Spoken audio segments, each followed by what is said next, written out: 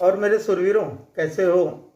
तो आज हम पढ़ेंगे क्लास 8 के एसएसटी का पहला चैप्टर भारतीय संविधान। काफ़ी बढ़िया चैप्टर है, हाँ। और अपने देश के बारे में, हमारे देश का संविधान है क्या, कॉन्स्टिट्यूशन, और इसकी ज़रूरत क्यों पड़ी, ये जानना बहुत ही ज़्यादा ज़रूरी है।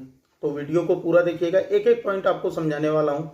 बहुत ही अच्छे से चीज़ें समझ में आएंगी। जो चीज़ें नहीं समझ में आएंगी, टेलीग्राम का लिंक डिस्क्रिप्शन में दिया है, ज्वाइन कर लो, वहाँ पर सारी चीज़ें आपको मिल जाएंगी। तो बहुत बहुत स्वागत है आपका अपने ही चैनल पढ़ लिया पर। अब ये चैप्टर पढ़ने के बाद आपको लगेगा कि आपने पढ़ लिया है। अगर आप क्लास 8 में हो तब तो आपके लिए ज़रूरी है ही, लेकिन अगर आप किसी कम्पिटिटिव एग्जाम की तैयारी कर रहे हो, स्पेशली सिविल के एस्पिरेंट, तो उनके लिए तो बहुत ही ज़्यादा ज़रूरी है, क्योंकि आपके लिए 6 to 12 की एसएसटी पढ़ना बहुत ज़रूरी है। सारी चीज़ें मैं आपको बताऊंगा और इस वीडियो में हर एक चीज़ के बारे में लाइन टू लाइन एक्सप्लेन करके आपको बताऊंगा कि क्या क्या चीज़ें होती हैं। चलो शुरू करते हैं, ज़्यादा टाइम नहीं वेस्ट करते। तो हमारा पहला चैप्टर आज शुरू होता है, कौन सा? भारतीय संविधान। अब यहाँ पर एक बात आती है कि सबसे पहले तो हम ये बात शुरू करते हैं कि हमें संविधान की ज़रूरत होती क्यों है। अगर हम अपनी बुक के हिसाब से चले तो एक बहुत छोटी सी चीज़ पूछता है कि एक फुटबॉल का खेल, सभी लोग जानते हो लगभग लगभग, फुटबॉल का खेल या कोई भी खेल जानते हो। एग्जाम्पल हम अपनी बुक के हिसाब से हम लेते हैं एग्जाम्पल किसका? फुटबॉल गेम का। तो फुटबॉल गेम अगर देखे हो तो फुटबॉल गेम में क्या क्या चाहे कि रूल ये कहता है कि गोलकीपर को छोड़ के बाकी कोई भी प्लेयर, गोलकीपर को छोड़ के बाकी कोई भी खिलाड़ी, गोलकीपर केवल बॉल को हाथ से रोक सकता है, बाकी कोई भी खिलाड़ी जो है वो हाथ से गेंद को नहीं छूता है ना। अगर कोई और खिलाड़ी बॉल को छू लेता है तो उसे क्या करते हैं, वो बाहर हो जाता है, उसे फाउल बता दिया जाता है, ठीक है ना। तो इसी तरह से हॉकी के लिए, इसी तरह से क्रिकेट के लिए, सभी तरह के लिए गेम्स के लिए अलग अलग रूल्स बनाए गए हैं, है ना। अब ये रूल्स क्यों जरूरी है भाई? ये रूल्स इसलिए जरूरी है ताकि सभी खिलाड़ी एक ही तरह से खेल को खेल पाए। अब जैसे क्रिकेट है, क्रिकेट में अगर ये होता है कि किसी भी खिलाड़ी के लिए, जैसे उसमें एक फास्टर होता है बॉलर, एक स्पिनर होता है ना। सभी के लिए रूल है कि सभी लोग पूरे हाथ घुमाकर बॉल फेंकेंगे। जैसे अपने गांव में बहुत सारे लोग खेलते हैं ना, या अपने यहाँ पार्क में ही काफ़ी बच्चे ऐसे आते हैं जो अपने को बहुत अच्छा बॉलर समझते हैं, लेकिन वो जर्क फेंकते हैं। लेकिन क्रिकेट में इस तरह के रूल्स नहीं बनाए गए हैं कि सीधा बॉल ऐसे फेंक दो। बॉल आपको जब भी फेंकना है तो कैसे, हाथ घुमाकर पूरी तरह से बॉल फेंकना है, यही तो होता है ना। तो सेम यही चीज होता है बाबू कि सबके लिए समान नियम बनाए जाते हैं। तो समान नियम इसी तरह से हमारा समाज भी है। समाज को चलाने के लिए कुछ नियम बनाए गए हैं, है ना। और ये जो नियम बनाए गए हैं ये सभी के लिए, चाहे वो अमीर हो, गरीब हो, महिला हो, पुरुष हो, या फिर किसी भी जात का हो, किसी भी धर्म का हो, है ना, सभी लोगों के लिए समान रूप से ये काम करते हैं ये नियम। तो इसी को कहा जाता है, क्या कहते हैं इसी को? संविधान, ठीक है।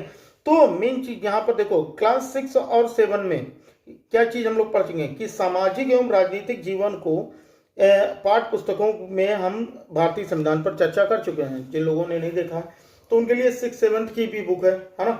वो सारी चीजें आप जाकर प्ले लिस्ट में सारी चीजें आप देख सकते हो, ठीक है।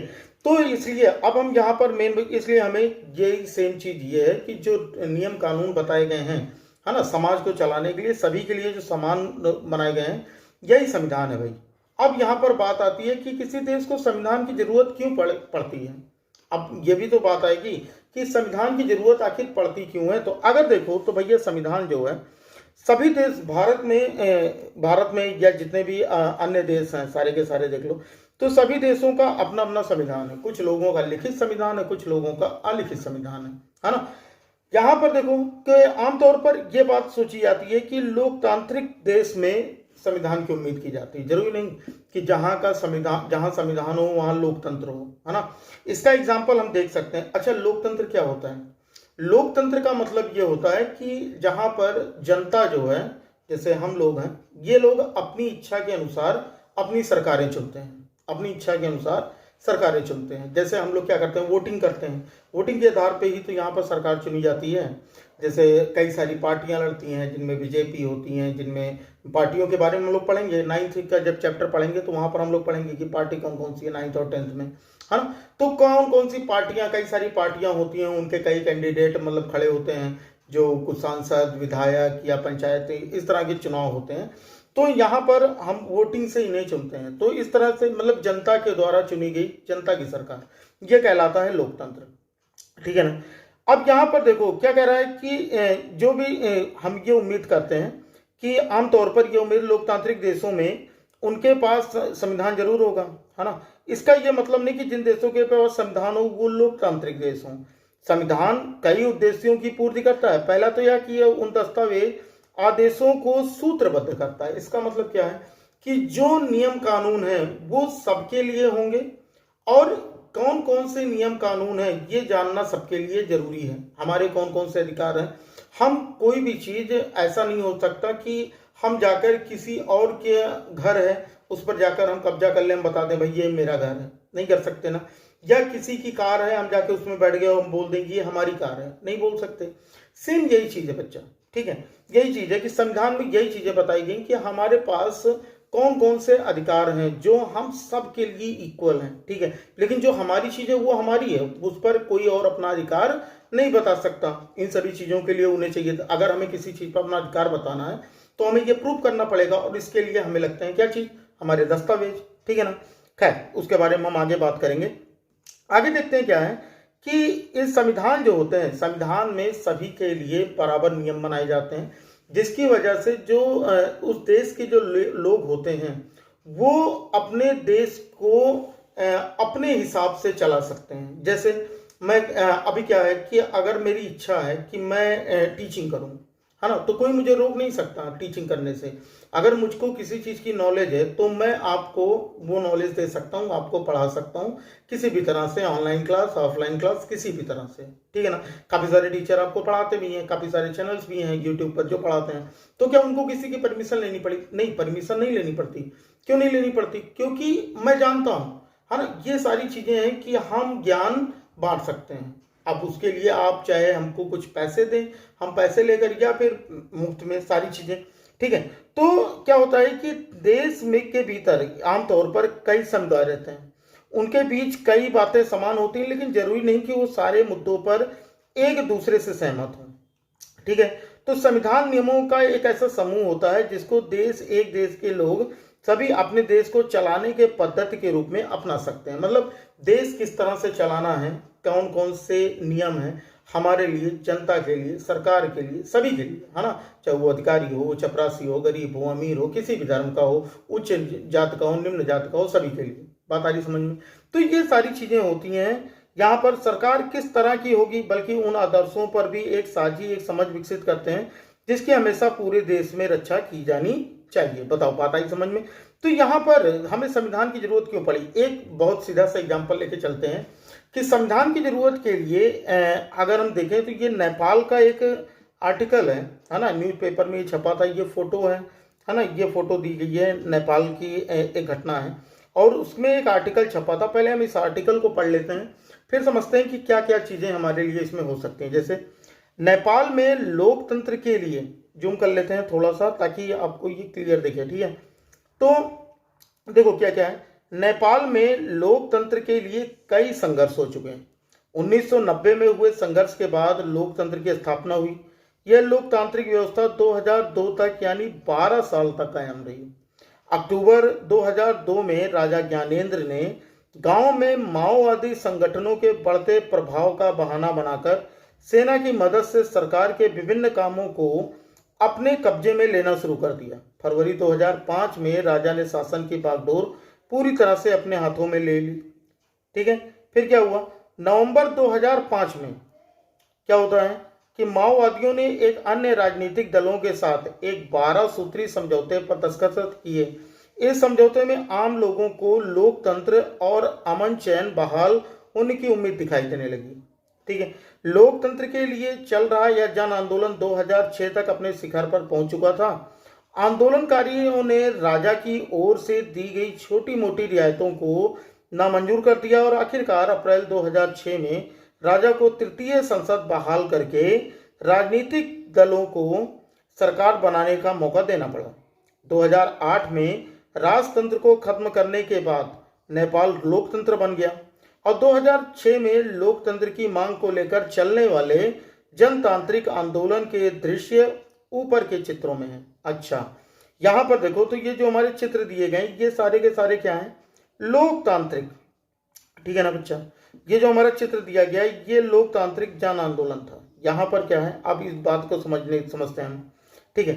तो यहाँ पर जो एक नेपाल में पहले के समय में ये होता था कि वहाँ पर संविधान तो था लेकिन वहाँ पर राजतंत्र था। राजतंत्र का मतलब कि जो राजा होता था सारी शक्तियां राजा के पास होती थी, जनता के पास कोई भी अधिकार नहीं होता था। जो राजा कहता था वो उन्हें करना पड़ता था। ऊपर से जो उनका राजा बनता था वो उत्तराधिकारी होता था, मतलब जनता अपनी सरकार भी नहीं चुन सकती थी।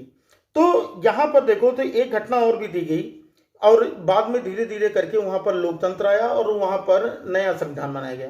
देखते क्या है कि यह समझने के लिए आइए दो बिल्कुल अलग अलग परिस्थितियों पर गौर करते हैं। कौन कौन से दो घटनाएं, भारत की उत्तरी सीमा पर स्थित नेपाल की ताजा इतिहास की घटना समाचार पत्रों के माध्यम से ऊपर दी गई जो अभी हम लोगों ने पढ़ा, ठीक है। इसमें खबर में बताया गया कि नेपाल के लोगों ने हाल ही में एक अंतरिम संविधान को मंजूरी दी है और सवाल यह उठता है कि जब नेपाल में पहले से ही संविधान था तो नए संविधान की जरूरत क्यों पड़ी। अब ये अगर देखोगे तो इसका कारण ये है कि भैया कुछ समय पहले नेपाल में राजतंत्र, अभी जैसा मैंने कि बताया है ना, यानी कि वहां का राजा का शासन था। और 1990 में बना नेपाल का जो पिछला संविधान था वो इस सिद्धांत पर आधारित था कि शासन की जो सर्वोच्च सत्ता होगी वो मतलब राजा, सर्वोच्च सत्ता राजा के पास रहेगी। तो नेपाल के लोग तो कई दशक तक इस लोकतंत्र की स्थापना के लिए जन आंदोलन चलाते रहे कि भैया यहाँ पर लोकतंत्र मिल जाए। और इस संघर्ष के फलस्वरूप आखिरकार 2006 में है ना राजा की सत्ता को खत्म करने के उन्हें कामयाबी मिल गई। कब? 2006 में। तो अगर ये आता है कि राजा सत्ता नेपाल में कब समाप्त हुई तो 2006 में समाप्त हुई और आखिरकार उन्हें राजा की सत्ता से मुक्ति मिल गई, ठीक है। फिर नेपाल के लोग लोकतंत्र के रास्ते पर चलना चाहते थे और इसके लिए उन्हें एक नया संविधान चाहिए था।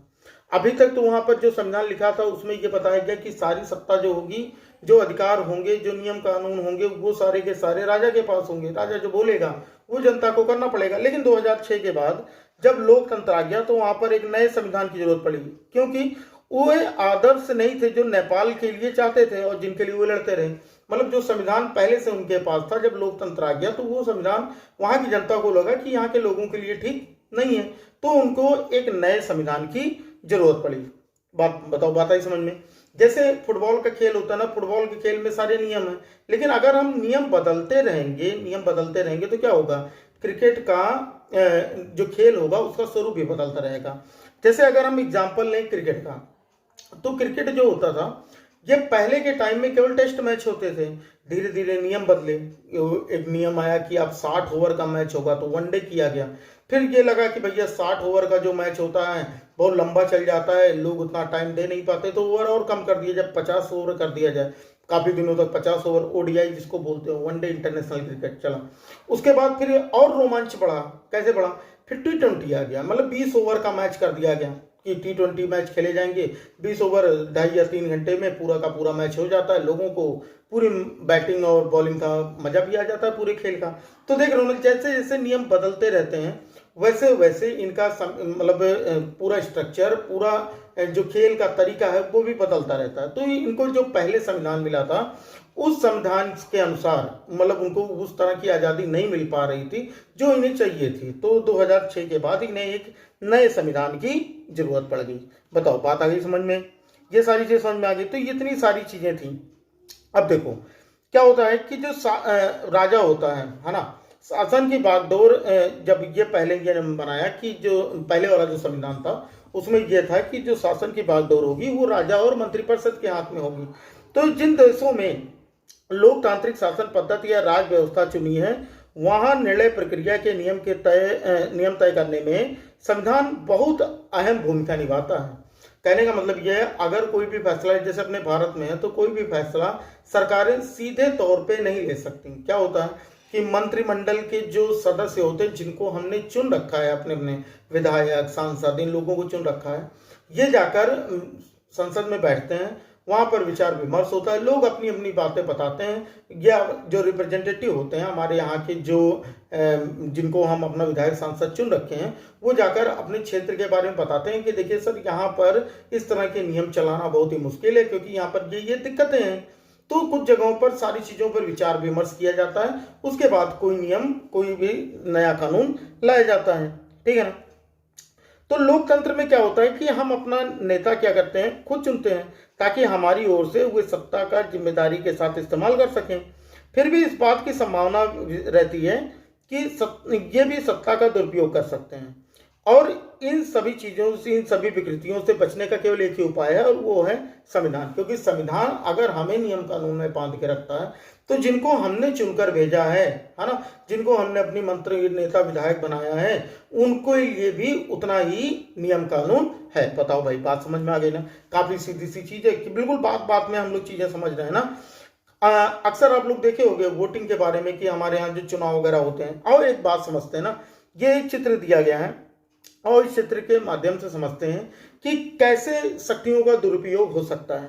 देखो, सुरेश है कोई, वो अपनी कक्षा के मॉनिटर है ना, ये सुरेश है बाबू, और ये अपनी कक्षा के मॉनिटर है, और भैया बहुत दबंग आदमी है ये, और दबंग आदमी है तो ये क्या करते हैं, और इनको, इनके जो सहपाठी हैं, इनके जो मित्र वगैरह हैं, वो भी इनको नहीं पसंद करते, जो इनके साथ में रहने वाले लोग हैं।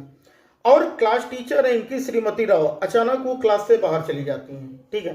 तो ये क्या करता है कि जो ये सुरेश है, इनको मौका मिल जाता है बच्चों को परेशान करने का, और वो एक बच्चे को परेशान करते हैं। ये मॉनिटर है, इस बात को ध्यान रखो, ठीक है। और वो जो बच्चा है, वो अनिल है, उसको ये परेशान करता है। जब मैम अंदर आती हैं, राव, तो अनिल, आज मैं राव मैडम से तुम्हारी शिकायत करने व लगाने वाला हूं। जब वो अंदर आ गई तो ये बोल रहा है ना।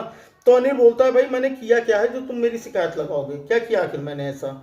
और ये श्रीमती राव जो है, ये सुन रही होती है। ये जब कक्षा से बाहर हुई थी, तो ये बता रहा है कि मैम, जब आप कक्षा से बाहर गई थी तो अनिल शोर मचा रहा था और सबको परेशान कर रहा था, और उसने मेरी बात भी नहीं सुनी, क्योंकि मैं मॉनिटर हूं, उसने मेरी बात नहीं सुनी। फिर क्या हुआ, तो मैम क्या बोली, मैम ने मॉनिटर की बात सुनी, जो शकल से ही खुसट लग रहा है ना, थोड़ा बदतमीज टाइप का। तो ये क्या क्या कहता है, चलो ठीक है, समझ सही, क्या कहता है ये। तो मैम कहती है, देखो आज अनिल को पनिशमेंट देते हैं, अनिल तुम छुट्टी के बाद आज यहीं रुकोगे, क्या करोगे, 100 बार लिखोगे कि मैं मॉनिटर को तंग नहीं करूंगा। भाई उसने कुछ किया भी नहीं, उसका पनिशमेंट मिल गया, किसके कहने पे, उस नालायक मॉनिटर के कहने पे। हम लोग भी कई बार फंसे ऐसे मॉनिटर के चक्कर में, है ना। और ये अनिल कहता रहा, लेकिन मैडम मैंने तो कुछ किया ही नहीं है, ये कहता रहा। तो यहां पर देखो कि ये सारी चीजें होती हैं कि कुछ लोगों के हाथ में शक्तियां हम दे देते हैं, और वो उनका दुरुपयोग करने लगते हैं। तो संविधान ऐसे सिस्टम से बनाया गया है कि लोग अपनी शक्तियों का दुरुपयोग ना कर पाए, ठीक है ना। भारतीय संविधान में ऐसे बहुत सारे कानून बनाए गए हैं, ठीक है, और वो आगे हम लोग पढ़ेंगे। कक्षा 7 में भी हम लोगों ने कुछ चीजें पढ़ रखी हैं, है ना, जिसमें ये बताया गया था कि ओम प्रकाश को दलित होने के कारण किस तरह से भेदभाव का सामना करना पड़ा। और वहां आपने ये भी पढ़ा था कि भारतीय संविधान देश के सभी व्यक्तियों को समानता का अधिकार देता है, और हमारा संविधान कहता है कि धर्म, नस्ल, जाति, लिंग और जन्म स्थान के आधार पर देश के किसी भी नागरिक के साथ भेदभाव नहीं किया जा सकता। इस प्रकार समानता का अधिकार भारतीय संविधान में दिया गया है, और ये एक कैसा अधिकार है, ये मौलिक अधिकार है, ठीक है ना। अब देखो, अभी हमने जो कहानी पढ़ी, यहाँ पर एक चीज पहले हम क्लियर कर लेते हैं कि मॉनिटर अपनी शक्ति का किस तरह का दुरुपयोग कर रहा है ना। मॉनिटर अपनी शक्ति का दुरुपयोग कर रहा है कि नहीं कर रहा है, भाई बिल्कुल कर रहा है, अपनी शक्ति का दुरुपयोग तो कर ही रहा ना, क्योंकि वो मॉनिटर है और जानता है जो कहेगा, है ना, मैम से जाकर या सर से जाकर जो कुछ भी कहेगा बात मानी जाएगी, ठीक है। तो वो अपनी शक्ति का दुरुपयोग कर रहा है, क्योंकि उसे मॉनिटर बनाया गया। तो ये भी चीज है, जनता को यहाँ पर मॉनिटर किसने बनाया होगा, भाई मैम ने बनाया होगा, सर ने बनाया होगा। तो ये भी होना चाहिए कि सरकार, जो भी जनता, जो भी हम अपना रिप्रेजेंटेटिव चुनते हैं, जो भी हम अपनी तरफ से संसद में या राज्यसभा में जिनको हम भेजते हैं, है ना, हम अपने हिसाब से चुने कि भाई उस आदमी का व्यक्तित्व तो कैसा। इसीलिए तो कई लोग लड़ते हैं चुनाव, ठीक है ना। अगली चीज देखते हैं कि निम्नलिखित दी गई किस परिस्थिति में मंत्री को अपनी सत्ता के दुरुपयोग का दोषी कहा जाएगा। देख लो, ये बातें दी गई हैं। कब कहा जाता है कि वो अपनी शक्तियों का दुरुपयोग कर रहा है, जब वह ठोस तकनीकी कारणों से अपने मंत्रालय या किसी परियोजना को मंजूर कर देता है ना। यहाँ पर यह बात आती है कि ठोस या तकनीकी कारणों से मंत्रालय की किसी भी परियोजना को वो नामंजूर करते, या फिर जब वो अपने पड़ोसी को अपने सुरक्षा कर्मियों से पिटवाने की धमकी देता है, या तीसरा दिया है जब वो थाने में फोन करके पुलिस अधिकारियों पर दबाव डालता है कि उसके किसी दोषी या रिश्तेदार के खिलाफ एफआईआर दर्ज न की जाए। तो बताओ ये शक्तियों का दुरुपयोग हुआ कि नहीं हुआ। अगर मान लो विधायक का भतीजा है ना, बहुत से लोग विधायक का भतीजा गाड़ी पे लिखवाए भी रहते हैं, तो क्या अगर वो ट्रैफिक रूल्स को तोड़ता है, यातायात के नियमों, क्या उसका चालान नहीं करना चाहिए।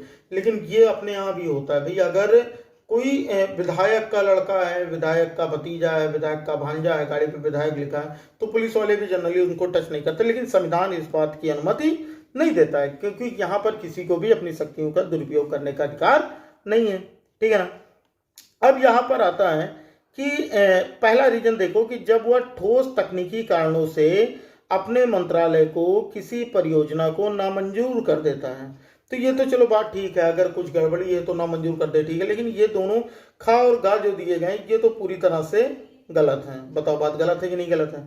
फिर बात आई कि हम क्या करते हैं कि हम चुनते हैं, अपने हिसाब से चुनते हैं, है ना। अपने हिसाब से देखो, एक कहानी ये दी गई है कि हमें यहाँ पर ये था कि अगर कोई चुना गया है तो वो अपनी शक्ति का दुरुपयोग कर सकता है, तो इसके लिए भी तोड़ बनाया गया।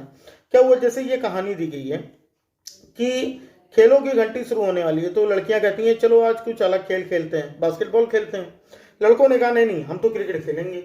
अब वहां पर सर या मैं बोले भैया काहे लड़ रहे हो, बताओ भाई। तो कहे सर, लड़के बोले कि हमको क्रिकेट खेलना, लड़कियां नहीं हमें वॉलीबॉल खेलना है। तो कहे ऐसा करो कि वोटिंग कर लो, हाथ उठाओ, जो लोग ज्यादा हाथ उठाने वालों की संख्या ज्यादा रहेगी वही खेल होगा, है ना। लड़कों की संख्या ज्यादा थी, सभी लड़कों ने हाथ उठा दिया, भाई क्रिकेट होला। अब लड़कियां परेशान, देखो लड़कियां, या तो होना ही था कि लड़कों की संख्या जो ज्यादा है। तो यहां पर बात समझो कि अब यहां पर यह बात होती जिनकी संख्या ज्यादा होने की बात मान ली गई। तो ये लड़का ये कहता है कि भाई देखो इसके लिए तो मैडम को कोई और तरीका अपनाना चाहिए, है ना। इससे क्या होगा, जिससे कि जो अल्पसंख्यक होंगे, मतलब जो कम संख्या में होंगे, उनके अधिकारों का हनन न हो पाए, और जो उच्च संख्या में हैं वो हम पर कोई एक्स्ट्रा दबाव ना बना पाए। तो इस तरह से कुछ अगर इस तरह का कोई सिस्टम होता है ना, कि एक दबदबा मतलब यह दबदबा एक समुदाय द्वारा दूसरे समुदाय के ऊपर हो सकता है, जिसे अंतर सामुदायिक कहते हैं। मतलब अगर एक समुदाय दूसरे समुदाय पर अपना दबदबा बनाता है तो उसे हम बोलते हैं अंतर सामुदायिक वर्चस्व।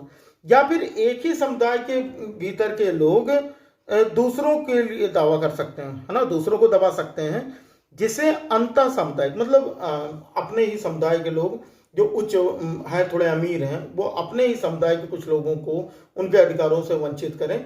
तो इस तरह को कहा जाता है कि अंतर सामुदायिक वर्चस्व कहते हैं। बताओ भाई, बात इतनी समझ में आ गई। तो यहाँ पर बात आ गई, तीसरी चीज ये आती है कि संविधान क्यों होना चाहिए, है ना। संविधान हमारे लिए क्यों जरूरी है।